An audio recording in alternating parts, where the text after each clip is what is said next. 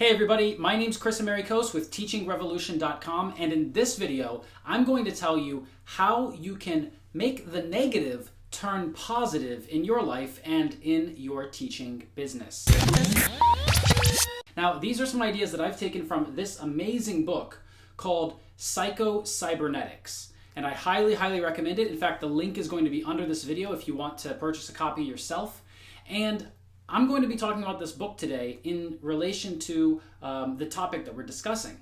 Now, this book was written by a man who started out as a plastic surgeon. Okay, he started out as a plastic surgeon, and he saw that when he changed people's faces, that they took on new personalities, that they changed their character traits. And it wasn't only after surgeries. Sometimes he analyzed people and evaluated people beforehand and noticed that the reason why they wanted to change their appearance was also very important and also had something to do with their personality. In fact, a lot of them had gone through serious personality changes after something occurred in their life. For example, a car accident that maybe left a big wound or scar on their face. So now their face looked different and they took on different personality characteristics. It interested him so much that he wrote a book about it. And I highly recommend reading it. But today I'm going to be telling you how to take negative things that happen in your life, like a car accident, for example, and turn them into something positive and use them as fuel for you to achieve what you want. All right? So first of all, we need to talk about self-image. How do you see yourself? Because there are people who carry around emotional scars, and there are people who have a healthy self-image. Now, people with emotional scars, or maybe even social scars, it's very similar to someone who has a physical scar, like we talked about with the car accident and the scar on the face.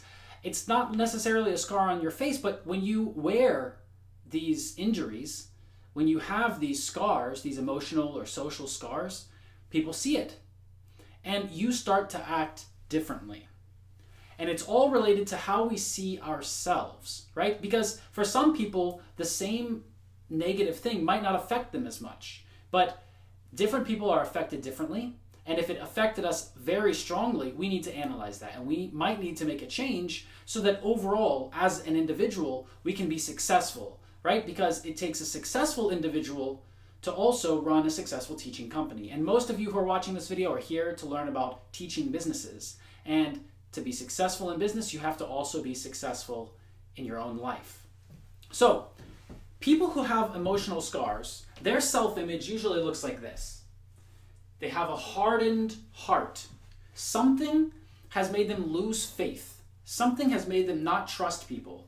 I can give you some examples that I've seen. I've seen a lot of situations where maybe a boyfriend or a girlfriend cheated on the other person, and now that person doesn't trust anyone, right? They just say, I don't want to trust any people, or I don't want to trust any men or women.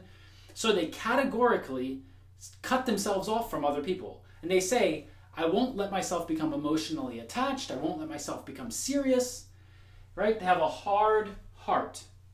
Another thing that happens is, when you wear shoes that are too small, or if you rub against something a lot, then you'll get not a scar, but a callus, right? It's another kind of skin that forms when we get hurt. And emotionally, when we get hurt, we also form these kinds of calluses and hard skin. So people who have these emotional scars, they end up being callous to the world. And they look at the world and they think about everything in a very negative way.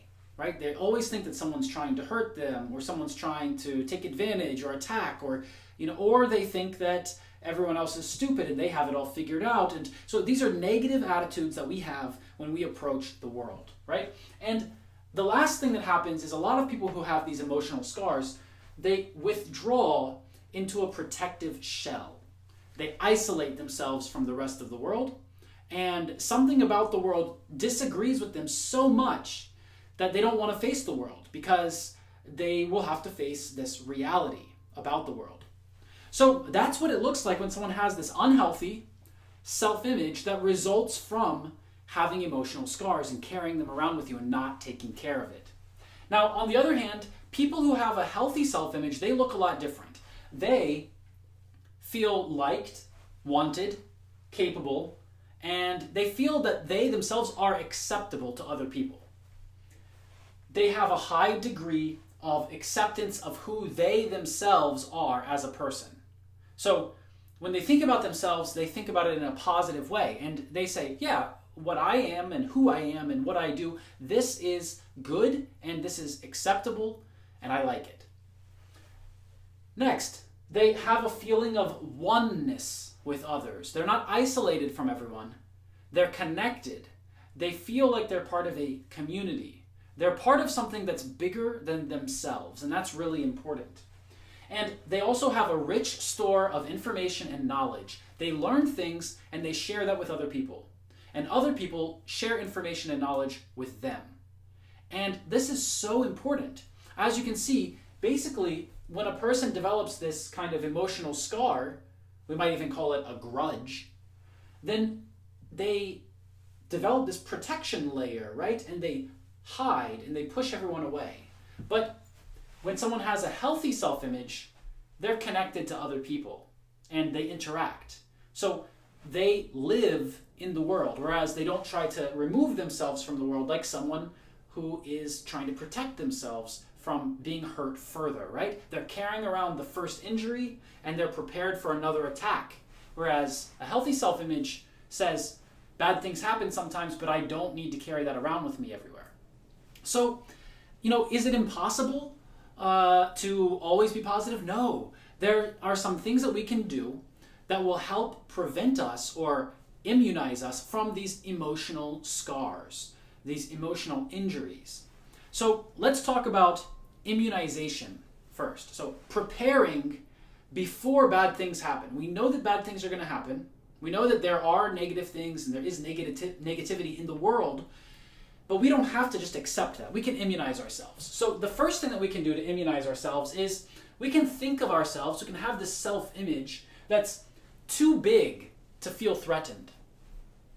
So you can just think of yourself in such a way that you are so great, you have so much confidence, you have so many great abilities that when something small and negative happens, it's not even on the level that you're on, right? You're on a different level completely, so you can view that as something that's a one-time incident, or you can correct that situation very quickly.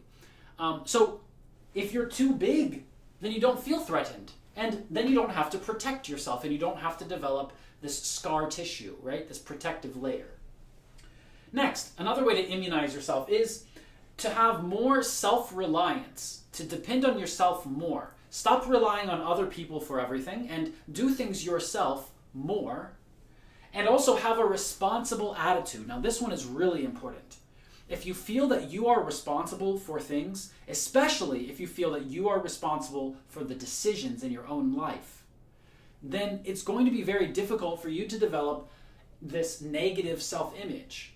Because when you understand that you're responsible and everything is your choice, then the only person you can blame is you.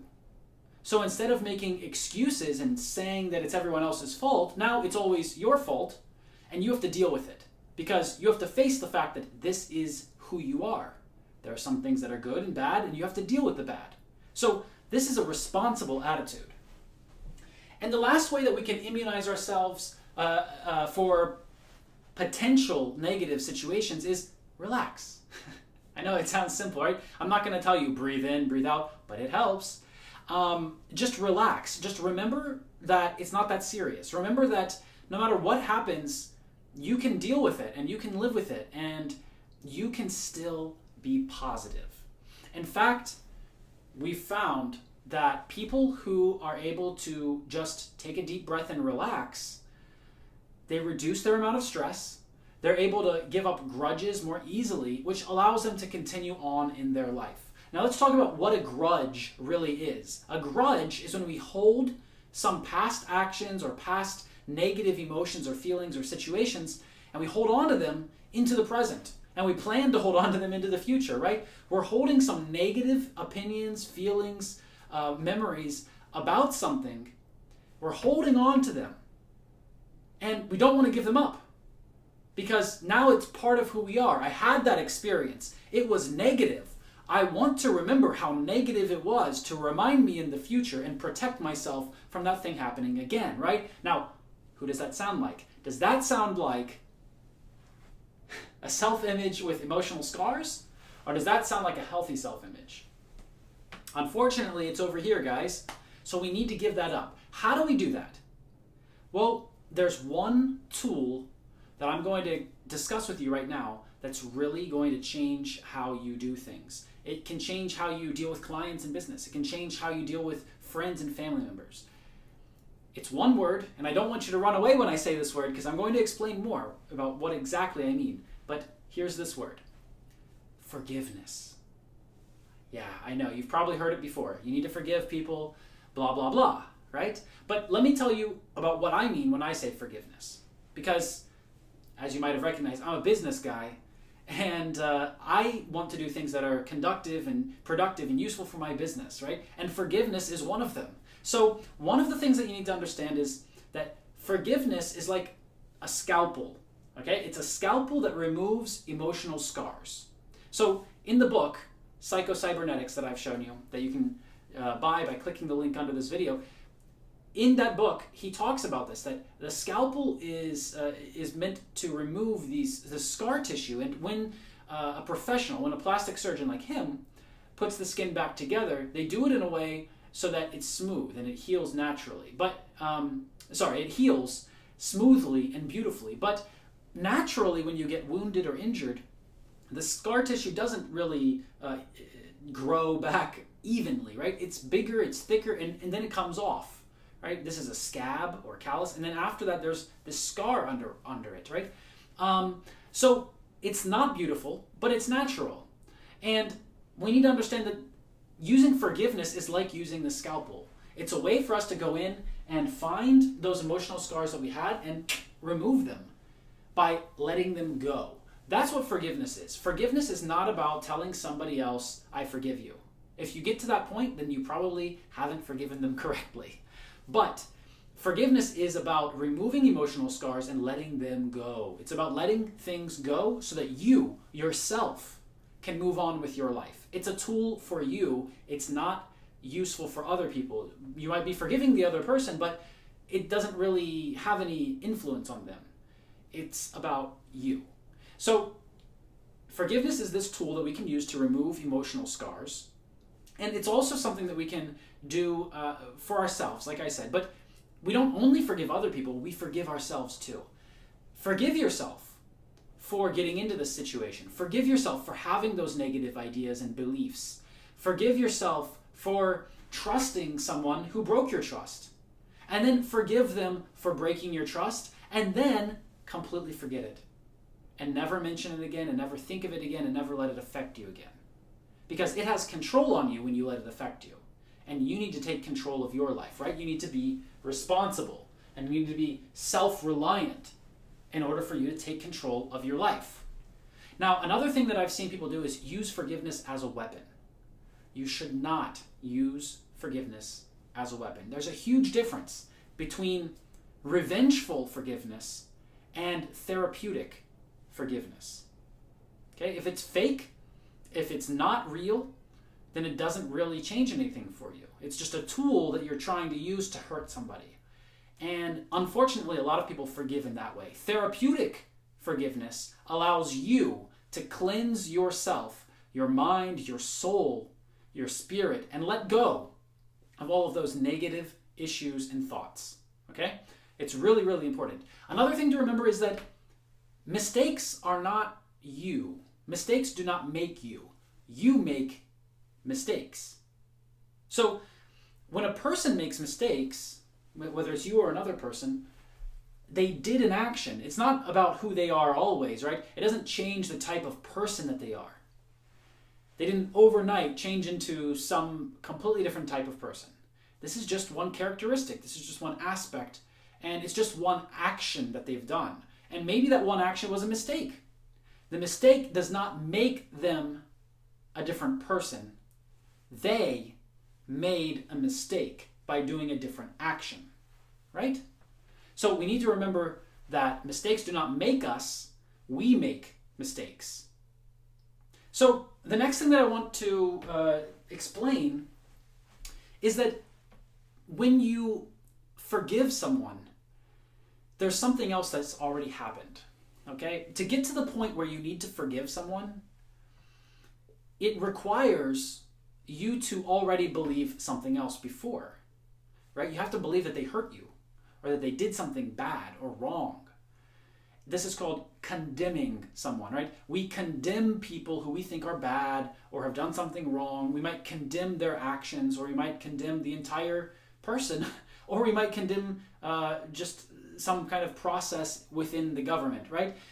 But before we can forgive someone or something, or a group of people, then we need to condemn it first.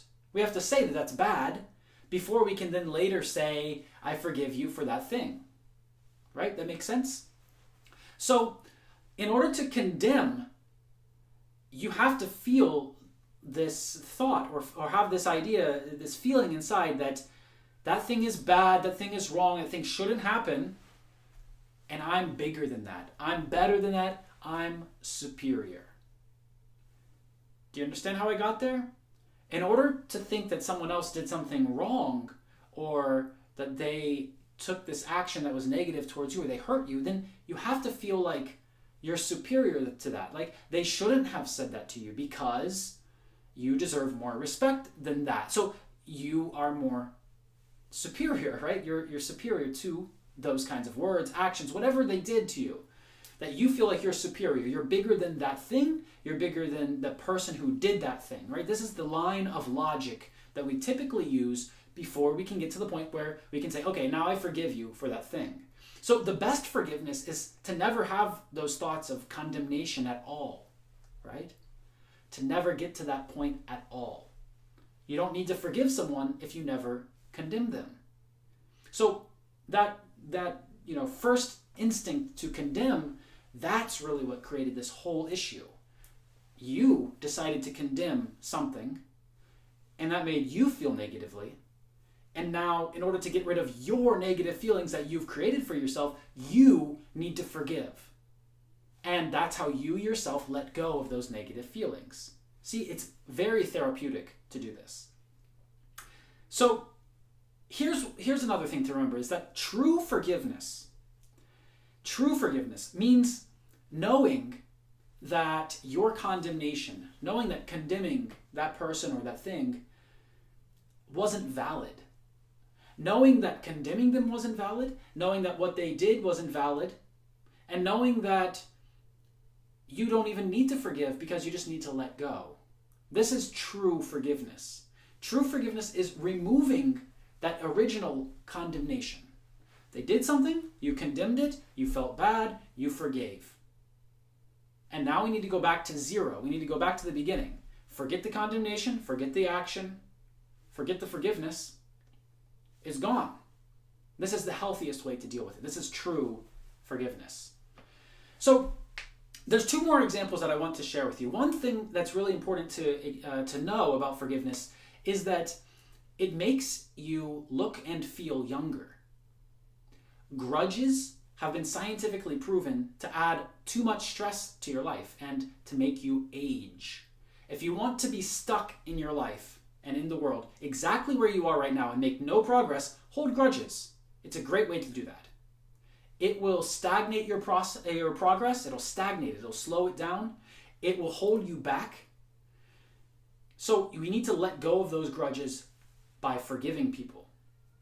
And we're doing it for ourselves. Remember that. Remember that you forgive other people for yourself, because it's going to make you look and feel younger. It's going to be healthier. And because you don't need to hold on to that past, those negative things from your past. Let them go. Do something positive now. All right. The last thing I want to tell you about today is again from the book, where he gives an example of a man who has gangrene on his arm. So he has this injury with his arm, this problem with his arm. His arm needs to be removed. It needs to be amputated. And for a long time, The man does not want to have his arm amputated. I mean, you probably wouldn't either, right? He doesn't want to have his arm amputated, and he needs to see and understand that his arm is no useful anymore before he agrees to have it amputated. In fact, he needs to not only see that it's not useful, but he needs to see that it's a problem. He needs to stop thinking about his arm as something that he wants, and he needs to start thinking about it as something he needs to get rid of. And that's the same as a grudge. So if you have these emotional scars or grudges, you need to amputate them. You need to get rid of them. And you need to see them clearly. See them for what they are. They're an arm that's holding you back. It's an arm that you can't use. It has a disease. It needs to be amputated. And if you don't amputate it, it's going to infect or affect the rest of the body. So it's better to cut the arm off to save you. So I hope that this video helps you understand how to deal with emotional scars, how to forgive people, and I hope that it really helps you achieve what you want in your personal life so that you can achieve what you want in your business life, all right? Again, if you want to buy that book, Psycho-Cybernetics, just click the link under this video. And if you want us to help you start or grow your teaching business, then you can start with our free basic training program, which you can join by clicking the link under this video. Thanks a lot for watching, and I will see everybody next time. Don't forget to press like, subscribe, and leave a comment down below. Have a great day.